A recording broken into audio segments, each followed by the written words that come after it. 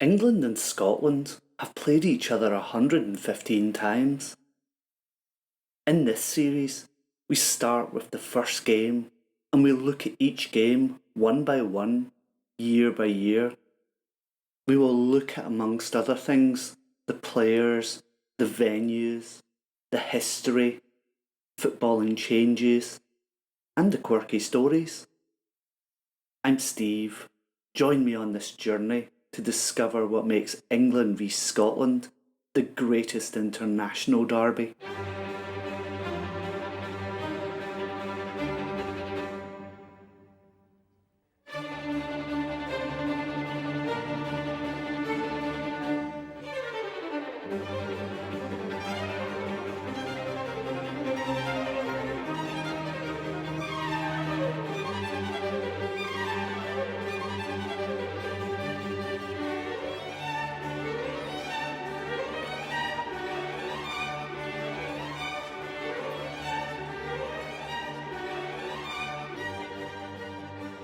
Hi, and welcome back to episode 4 of England v Scotland, a football journey. So, what was happening in 1875? In Japan, we see the birth of one of the world's most famous electronic companies. Originally called Tanaka Engineering Works, it was the first Japanese company to manufacture telegraph equipment. It also manufactured switches, miscellaneous electrical and communications equipment. After various guises through the years, in 1939 it became Toshiba, and I'm sure we'll all be hard pressed not to have owned something by them. And who could forget their classic 80s advert? Hello, Tosh got a Toshiba. Hello, Tosh got a Toshiba. That's an FST. That's an FST. It's the flattest, squarest tube. It's the flattest, squarest tube. They ain't half built well. 1875 is also the year that in Wimbledon, Henry Cavendish Jones convinced the All England Croquet Club to replace one of their croquet courts with a lawn tennis court, and thus becoming what it remains to this day, the All England Lawn Tennis and Croquet Club. But I'm not so sure I've been cheering on so mightily watching Andy Murray winning his inaugural Wimbledon croquet title. But croquet did feature as an event in the 1900 Paris Summer Olympics. Riveting stuff indeed, I'm sure. Born on this year were two writers whose best known works would become iconic films. These were John Buchan, who wrote The 39 Steps, and Edgar Rice Burroughs, whose Tarzan would make us all want to wrestle wild animals and swing from ropes, making that iconic Johnny Weissmuller Tarzan when growing up. Deaths this year include the man who brought so much joy to children everywhere with his fairy tales, Denmark's Hans Christian Andersen. In football, this is the year we see the formation of Hibs, founded by members of Edinburgh's Irish Catholic population and named after the Roman word for Ireland, Hibernian. In England, Blackburn Rovers are formed. Also formed this year is a club that would go through quite a few name changes. Formed in the Small Heath area of Birmingham as Small Heath Alliance, they were renamed Small Heath in 1888, Birmingham Football Club in 1905, and finally Birmingham City in 1943. In the English FA Cup, the final on the 13th of March is contested by Royal Engineers and the Old Etonians at the Kennington Oval before a crowd of 2,000. The result is a 1-1 draw, necessitating the first ever cup final replay. Just 3 days later, on the 16th of March, Royal Engineers defeated Old Etonians 2-0 in the FA Cup final replay, again played at the Kennington Oval with an increased attendance of 3,000. In the Scottish Cup final on the 10th of April, it's no surprise again as Scotland's strongest team, Queen's Park, retained the cup, defeating Renton 3-0 in the final at Hampden Park before an attendance of 7,000. And it's thanks to Andy Mitchell for today's little story. Such are the links between Scottish and English football that football was littered with many players taking that cross-border trip to play for various teams. One of the first Englishmen was from 1874 to 78, and this was James Waghorn, a player for Alexandra Athletic, based in Denniston in Glasgow. Born in Essex, he came to Glasgow in the 1860s when his father found work on the railways, and he took up football, playing for Kenny Hill Park Club from 1874 to 78. Alexandra Athletic, like Partick, were one of the pioneers of cross-border football, and in 1876 played the first of a series of matches against Sheffield Albion, home and away. Waghorn was not only the club official, he was team captain. And he had an interesting career even after he left Glasgow. He spent a few years in London where he played rugby for the Reindeer Club, and then emigrated to Canada where he was the founding editor of a highly successful Waghorn Guides. He died in Vancouver in 1942. Today's memory is one I've been anticipating, and as a proud Scotsman, it always makes me shudder. John from Leeds tells me that his favourite moment watching England was that of the Paul Gascoigne goal at Wembley during Euro 96. I'm happy for you, John, for sure, but I'm glad that one's out of the way. And sadly, the Scotland keeper from that day, teammate and great friend of Gascoigne, the Rangers great Andy Gorham, recently passed away from cancer. The by now annual England v Scotland game was once again to be played at the Oval Cricket Ground, with the game kicking off on Saturday the 6th of March, 1875. The contest was even, with one win apiece and a draw in the previous 3 games. And so, in front of a crowd of 1,500, the referee was Alfred Stair, the secretary of the FA, and the umpires J.C. Mackay, secretary of the SFA, and Major Francis Arthur Mariden.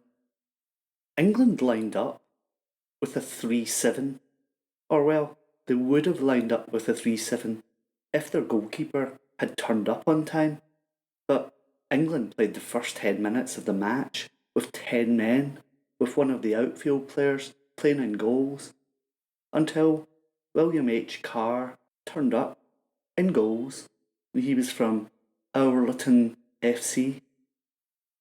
And the rest of the England team, Edward B.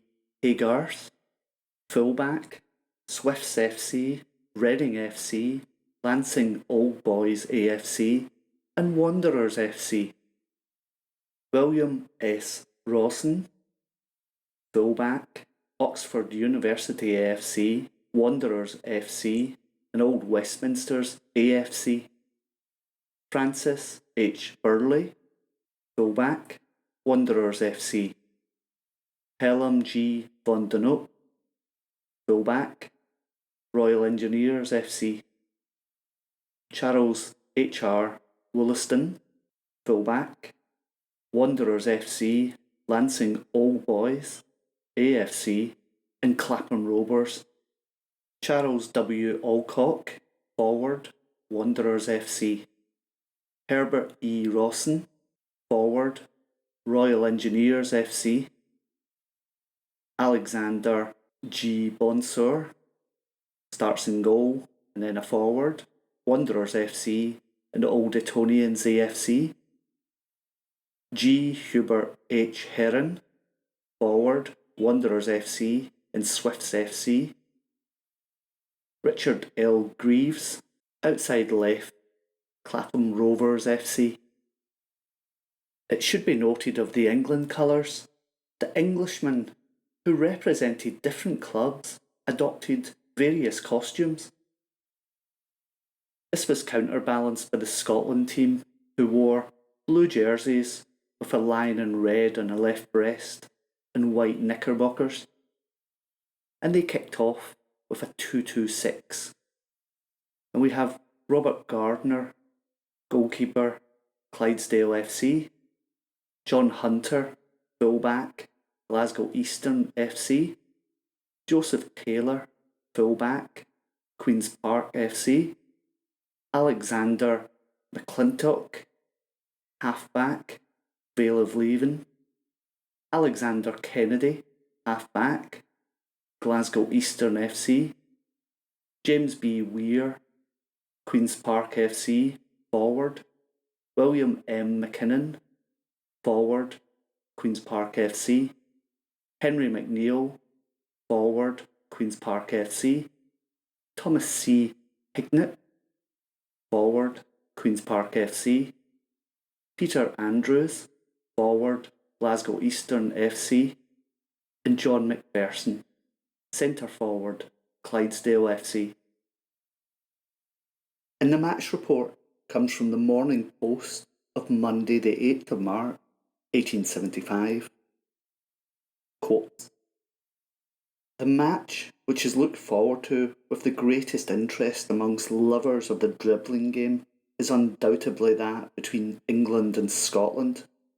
For some time past, trial matches have taken place both north and south of the Tweed with a view of selecting the best possible players. Saturday was the day appointed for the meeting in Kennington Oval, the rendezvous. The heavy rain which fell in the early part of the day rendered the ground very slippy, and throughout the match falls were frequent, and the players representing a rather sorry appearance at the end of an hour and a half's play. The attendance was very large, and the enjoyment of the game rather intense, judging from the shouting. Play began at 3:30, with Scotland, who had lost the toss, kicked off from the Gasworks goal. The ball was quickly dribbled to the centre of the ground, where for a few minutes it was kept when the English, aided by the wind, made a rush at their opponent's goal, and the ball was forced over the line. Scotland then restarted it, and their forwards being very swift, they managed to elude the vigilance of their opponents and in turn kicked the ball over the English goal line. 2 or 3 good attacks were now made by the visitors, but they were well turned by Haygarth, whose defensive play throughout was excellent. Hubert Heron, now showing some fine dribbling, taking the ball from the lower side of the ground to within a few yards of the Scotch goal. One of the latter's backs, however, managed to return it to the centre of the ground. It was once more taken towards the Scotch goal almost immediately after this, and one of the visitors, incautiously, violated the rule which forbids handling. The free kick was very judiciously made by Burley, and Bonsour, being conveniently posted in front of the Scotch goal, kicked the ball under the tape. Ends were changed, and with the wind in their favour, the Scotch made numerous runs into their opponent's territory, and within 10 minutes, 3 of their forwards conducted the ball along the upper side of the goal, within 2 or 3 yards of the English goal, when Mr. Neal kicked it between the posts. Matters having thus been equalised, the sides once more crossed over, and some of the best play of the match was now shown. Von Donop made some brilliant runs, as did Gives and Hubert Heron, but for some considerable time they were counteracted by their opponent's back play, and the Scotch forwards also took the ball dangerously near the English goal. At length it became evident that the Southerners were getting a little bit the best of the fight, and 25 minutes past 4 a second goal was placed to their credit. A corner kick having fallen to the lot of the English, and the ball was breasted through by Alcock. For a third time, positions were reversed, and having the wind at their backs, the Scots were not long putting the ball into the English quarters, and in less than 10 minutes, a second goal was also kicked for them. The score thus brought level, and for the remaining part of the time, either side made strenuous efforts to effect the downfall of the other's fortress, but all proved futile, and when time was called, at 5:10, the match was declaring a draw, each side having kicked 2 goals. I will edit these rather flowery match reports from now on. This one did make me chuckle. And that was the end of the 4th game. With honours apiece, there seemed nothing to separate the teams. But would that change in the next year when England once again went to Glasgow? And join me on the next episode of England v Scotland, a football journey. I've been Steve, your host, and until next time, bye bye.